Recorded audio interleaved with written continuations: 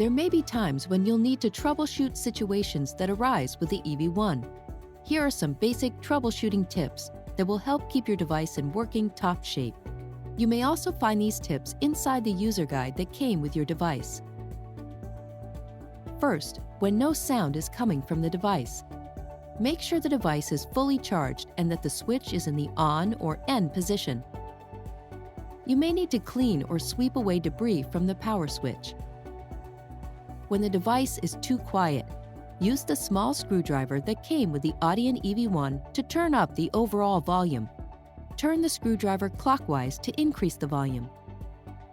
Also, make sure your device is clean of debris and fully charged. If you notice your device whistling, you may need to turn down the volume. Turn the screwdriver counterclockwise to decrease the volume. Again, you'll want to double-check that your device is clean of debris and fully charged.